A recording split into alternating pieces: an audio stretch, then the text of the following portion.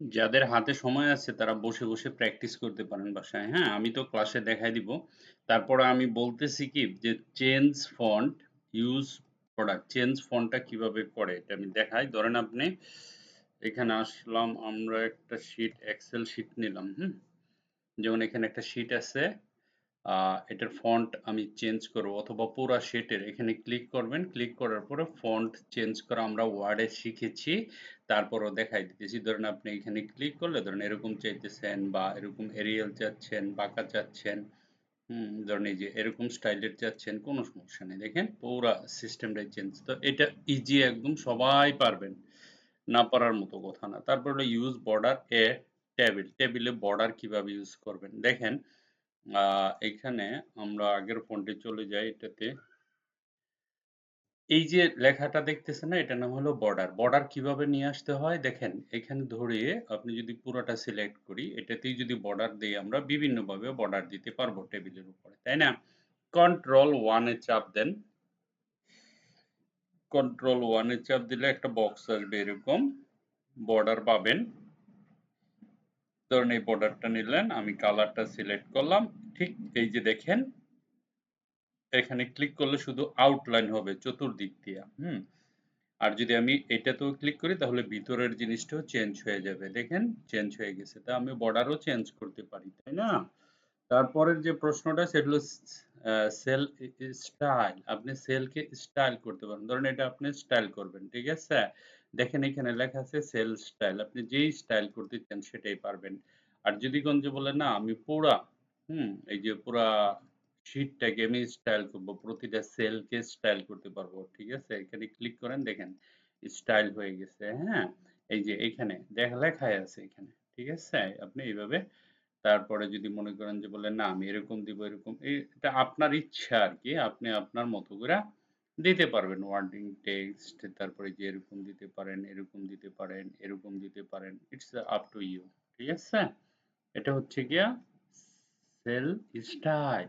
তারপরেরটা কি, mini toolbar. দেখেন আমরা মাইক্রোসফট, এই যে দেখেন এটি তো মাইক্রোসফট ওয়ার্ড, তাই না? আমি যখন এখানে সিলেক্ট করছি এখানে একটা টুলবার অটোমেটিক চলে আসছে। আমি চাইলে কালার করতে পারি, যা মনে চায় তাই করতে পারি। এই যে টুলটা, এটা এক্সেলে যদি আপনাদের না আসে, যেমন মনে করেন আমি এখানে সিলেক্ট করছি, কই আসে নাই, হ্যাঁ? কিন্তু আসবে যখন আপনি এতে ডাবল ক্লিক করে এটুকু এরকম করবেন, তখন এই দেখেন এখানে চলে আসছে, ঠিক আছে?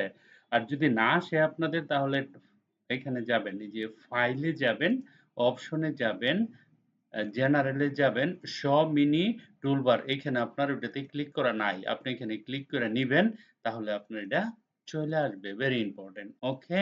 তারপরেরটাতে যাচ্ছি আমরা, টেক্সট রোটেশন। আপনি টেক্সটকে ঘোরাবেন কিভাবে? ধরেন এখানে আমার এই কলামের ভিতরে যতগুলো লেখা আছে, অথবা হেডিংটাকে আমি একটু ঘুরায়ে অ্যাঙ্গেল করতে চাই। তো একই কথা, এখানে সিলেক্ট করবেন, কন্ট্রোল ওয়ান এ চাপ দিবেন, এই জিনিসটা আসবো, অ্যালাইনমেন্টে যাবেন। এই যে অ্যালাইনমেন্টে যে একটা ঘড়ি আসবে, এটাকে ঘুরিয়ে যদি আপনি এইভাবে অ্যাঙ্গেল করেন, ঠিক আছে? অথবা আপনি ঘুরে যদি সোজা করে দেন, দেখেন এখানে কি হয়ে গেছে, আপনার লেখাগুলি এরকম সোজা হয়ে গেছে। আপনি অ্যাঙ্গেলও রাখতে পারবেন, ওই কাঁটাটা যেদিকে রাখবেন সেদিকে হয়ে যাবে। আছে না অনেক সময় লেখা, ধরেন আপনার এই যে পুরা সম্পূর্ণটা, কন্ট্রোল ওয়ান চাপ দেন, ওয়ান চাপ দেওয়ার পরে অ্যালাইনমেন্টে যান, এই যে অ্যালাইনমেন্টে যান, তারপরে এখানে ক্লিক করে এই ঘড়িটাকে একদম পুরা কমপ্লিট করে দেন, ঠিক আছে? করে দিলাম। এখন ঘটনাটা এতে করে লাভটা হলো কি, আমার অনেক বড় একটা লাভ হয়েছে, আমার জায়গা বাইসে গেছে। দেখেন এখানে ক্লিক করলাম, কতটুকু জায়গা আমি পেলাম, তাই না? এই যে শীটটা বানাইলাম আমি এইভাবে।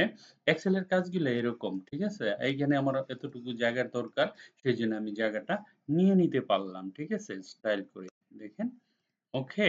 তারপরের যে জিনিসটা দেখবো আমি, সেটা হচ্ছে ডাটা কাট কপি পেস্ট, একদম মাইক্রোসফট ওয়ার্ডের মতো। আপনি কি করবেন, ধরেন আপনি এই যে পুরা শীটটা ধরলেন, কন্ট্রোল সি দিলে কপি হয়। কপি হওয়ার পরে ধরেন আপনি এখানে গেলেন, কন্ট্রোল বি দিলে পেস্ট হয়ে যায়, ঠিক আছে? ওকে, আমি আবার দেখাচ্ছি। ধরেন কন্ট্রোল এ দিয়ে সিলেক্ট করলেন, অথবা এখানে একটা ক্লিক করে এইখানে এই যে শিফটে ধরে এখানে যান, পুরোটা সিলেক্ট করলেন, কন্ট্রোল সি দিলেন, কপি করলাম, আরেকটা শিটে গেলাম, এখানে গেলাম, কন্ট্রোল ভি দিলাম, পেস্ট হয়ে গেল, ঠিক আছে? আর যদি কোন যে না আমি এটাকে কেটে এখান থেকে নিয়ে যাব, তাহলে কাট সেটা আপনারা ইউজ করতে পারি। ধরেন আমি এটাকে কন্ট্রোল সি দিলাম, সি দিয়ে আরেকটা নতুন শীট নিলাম, শীট নেওয়ার পরে এখানে কন্ট্রোল ভি দিলাম, দেখেন এখানে চলে আসে, বাট আগের সেটে এটা নাই। ঠিক আছে, আগের সেট থেকে কেটে কন্ট্রোল এক্স যদি দেন আপনি কেটে যাবে। ঠিক আছে, ওকে। তারপরটা হচ্ছে গিয়া টেক্সট রোটেশন হলো, কাট হলো, আনডু রিডু, অর্থাৎ আমি যে কাজটা করব এক স্টেপ, মাইক্রোসফট ওয়ার্ডের মতন একেবারে বেসিক জিনিস। ধরেন এখানে যে কাজটুকু করছিলাম, ধরেন আমি এতটুকুকে কি করব, এটার লেখাগুলোকে সব রেড করে ফেলছি, অথবা আমি এটার হাইলাইট করে ইয়েরো করে ফেলছি। হ্যাঁ, এই যে কাজটুকু করলাম, কন্ট্রোল জেড এ চাপ দিলে আমি আগের অবস্থায় চলে গেলাম, আবার কন্ট্রোল ওয়াই তে চাপ দিলে আমি পরের অবস্থায় আসলাম। ঠিক আছে, কন্ট্রোল জেড। তো আনডু রিডু এটা আমরা শিখছি, জানি। Merge and centre, merge and centre কেন ইউজ করব, একেবারে ইজি। ধরেন আপনার এইখানে একটা শীটের দরকার, এই যে দেখেন ইনসার্টে গেলাম, আপনি এইখানে ধরেন আপনি লিখবেন রিজাল্ট শীট শব্দটা লিখবেন এখানে। ঠিক আছে, মিডিলে লিখবেন, ধরেন মিডিলে।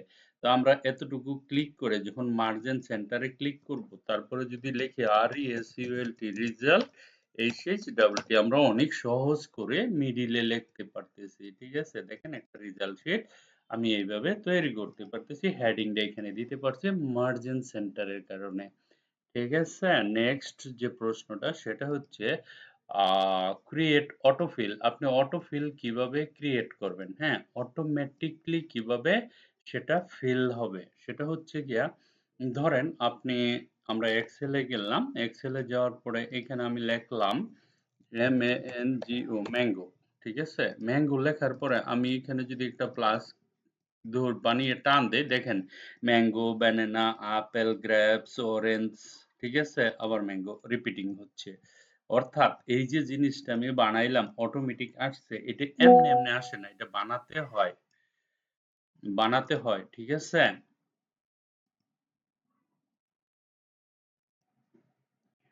ওকে। তারপরে হচ্ছে গিয়া ধরেন এই যে ক্রিয়েট অটোফিল, এটা কিভাবে আমরা বানাবো, এক্সেল শিটে গেলাম, আমি দেখাই এটা কিভাবে বানাতে হয়। আমরা এক্সেল শিটে যাই, এখানে একটা অটোফিল বানাবো। এখানে ধরেন আমি এখানে লিখলাম যেমন ধরেন আমি কি লিখবো, যেমন পেন্সিল, পেন, ধরেন আমি লিখবো PEN, পেন না, আমি পেন লেখা যখন এখানে টান দিব, দেখেন খালি এই যে, আরে এটা বানানো আছে অলরেডি, কি বানানো যায়, ধরেন আমি এখন বার্গার, হুম, তারপরে এখানে আমি যদি প্লাস বানায় টান দেই, সব বার্গার, আমি চাচ্ছি বার্গার, পিৎজা, ঠিক আছে, ব্রেড, তারপরে বিস্কিট, এরকম অন্য কোনো নাম আসতে, কিন্তু আসতেছে না, তো বার্গার আসতেছে। তাহলে এটাকে অটোফিল যখন আমি বানাবো, কিভাবে বানাবো দেখাইতেছি। ফাইলে যাবেন, অপশনে যাবেন, অপশনে যাওয়ার পরে অ্যাডভান্সে যাবেন, দেখেন এখানে লেখা আছে জেনারেল, এই যে জেনারেল শব্দটাতে যাবেন, এডিট কাস্টম লিস্টে যাবেন, এই জায়গাতে লিখবেন আপনি ধরেন BURGER বার্গার, কমা পিৎজা, কমা ব্রেড, কমা তারপরে ব্যানানা, কমা তারপরে বিস্কিট, কমা স্লাইস, কমা তারপরে আর কি হতে পারে, তারপরে ফ্রাইড রাইস,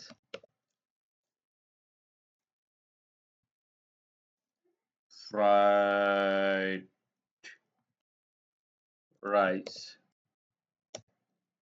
তারপরে কমা বিরিয়ানি, কমা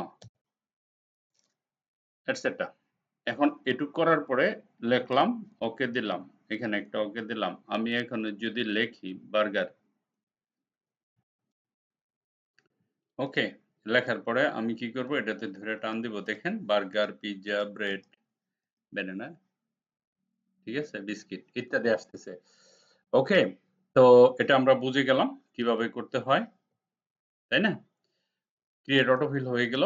তারপরে সর্ট, সর্ট কিভাবে করবেন, একেবারে ইজি। ধরেন আমরা এটাকে সর্ট করতে যাচ্ছি, এখানে এই যে অ্যালফাবেটিক অর্ডারে এই শীটটাকে নিলাম, আপনারা ডাটাতে যাবেন, এখানে সর্ট শব্দটা লেখা আছে, তাই না? এই যে দেখেন।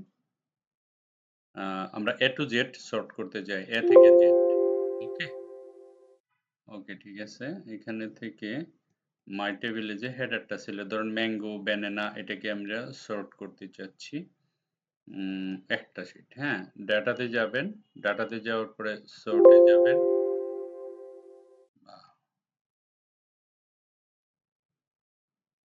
আচ্ছা, এইভাবে দেই। ডাটা,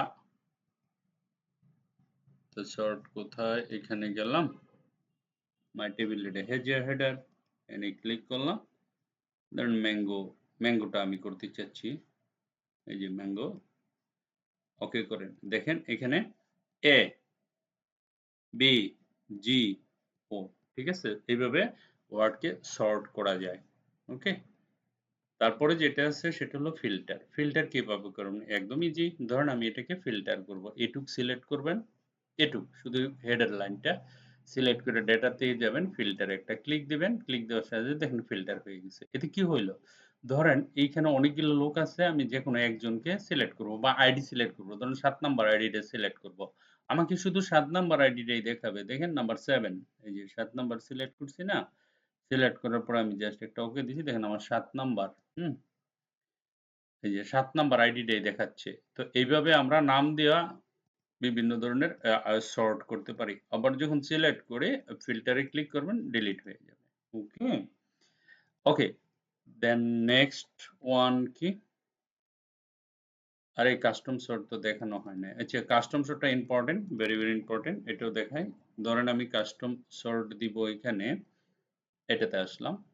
এখানে একটা আইডি আছে, দেখেন 1 2 3 4 5, ওকে? নাম আছে, উইক আছে, পারফরম্যান্স। অর্থাৎ একটা কোম্পানিতে মনে করেন এতগুলা লোক চাকরি করে, বছরের শেষে বোনাস বা তার চাকরির ক্যারিয়ার ডিপেন্ড করে। হ্যাঁ? কামাল ফার্স্ট উইকে সিগনিফিক্যান্ট কাজ করছে। হ্যাঁ? তারপরে জামাল সেকেন্ড উইকে অ্যাবাভ টার্গেট, যতটুকু হওয়ার দরকার ছিল তার চেয়ে বেশি কাজ করছে। তারপরে হাবিব হাই, তারপরে হচ্ছে গিয়ে নিয়ন মিডিয়াম, তারপরে হচ্ছে পারভেজ ল, Karim on target, Rahim below target, মানে টার্গেটের নিচে, মানে এর চাকরি থাকবে কিনা সন্দেহ।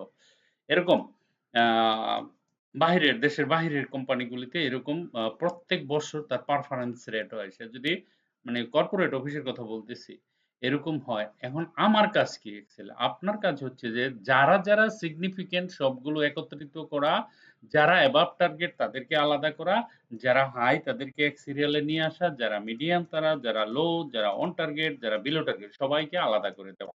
এটি হলো আমার কাজ, পারফরম্যান্সটা। ঠিক আছে? এটা কিভাবে করব? আমরা পুরোটা সিলেক্ট করলাম। দেখেন very, very important, professional data, very good, sort, মাই টেবিল হেডার আছে, ওকে ফাইন। এখানে যাবেন, পারফরম্যান্স আমি যেহেতু রাখবো, ঠিক আছে? পারফরম্যান্স রাখবো ভ্যালু, আর এই জায়গাতে কাস্টম, এই যে কাস্টমে যাবেন।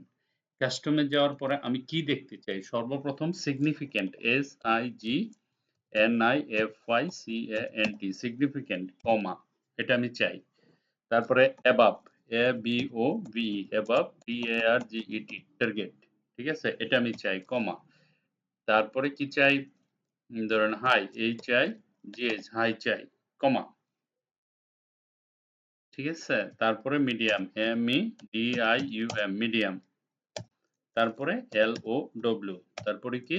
অন টার্গেট, অন টার্গেট আছে না? আচ্ছা, on target, ON, on, on TARGET, on target আছে। তারপরে comma, below target, BELOW, below target, TARGET, বাস এটুক পর্যন্ত আছে। এতটুকু করার পরে আপনি অ্যাড এ ক্লিক করবেন।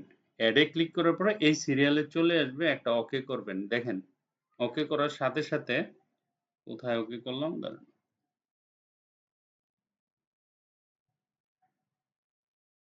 ওকে, এখানে যাবেন, যাওয়ার পরে একটা ওকেতে ক্লিক করবেন। দেখেন আমার যারা সিগনিফিক্যান্ট, মানে সবার উপরে, মানে কল্পনার বাইরে পারফরম্যান্স, মানে তারে কোম্পানি প্রমোশন তো দিবে, অ্যাওয়ার্ড পর্যন্ত দিবে। এটা হলো সিগনিফিক্যান্ট ভাবে, ঠিক আছে?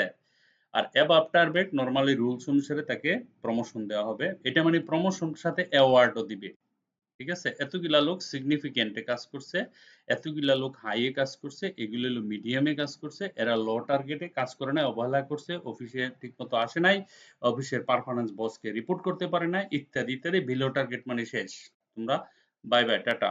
ওকে, তারপরে হলো অন টার্গেট, হ্যাঁ, যারা মোটামুটি আছে, প্রমোশনও পাবে না, যেরকম চাকরি করতেছে এরকমই, হ্যাঁ, মানে যে নরমাল আছে না, আমার এত কিছু দরকার না, যেমন আছে এরকমই ভালো। আবার কেউ আছে না, আমি অনেক বড় হইতে চাই, এরকম আছে না, এরকম অফিসেও চলে কম্পিটিশন। তো এই জিনিসটা আমরা করতে পারি কি দিয়ে? এই যে এটা কাস্টম সর্ট দেখাইলাম। এরপরও যদি না পারেন সমস্যা নাই, আসি তো, সমস্যা নাই। তারপর হলো ফ্রি স্প্যান। ফ্রি স্প্যানটা কি? ফ্রি স্প্যান হলো ফিক্স করা, অর্থাৎ এই যে জিনিসটা আছে না, এটা আমি এখানে ফিক্স করি। ধরেন আমি এখানে গেলাম, এই যে উপরের জিনিসটা দেখতেছি না, কিন্তু আমি এটা ফিক্স চাই। এখানে ক্লিক করবেন, তারপরে ভিউতে যাবেন, ফ্রি স্প্যানে যাবেন, এই যে এখানে একটা ক্লিক করবেন, দ্যাটস ইট। এখন আপনি উপর দিকে যান, দেখেন এই যে সবগুলো আমি দেখতেছি এখানে, তাই না? এটা ফিক্স হয়ে করে দেয়ার হেডলাইনটা। ওকে, তা 18 পর্যন্ত আপনাদের বলছিলাম যে করার জন্য, আপনারা যারা হয়তো ক্লাসে এসে আর অপেক্ষা করার দরকার নাই, 18টা প্র্যাকটিস করা শুরু করে দিবেন। আমি তো দিয়ে দিলাম যেটা ক্লাসে বুঝাতাম। ঠিক আছে? Thank you very much for watching this video. Bye by.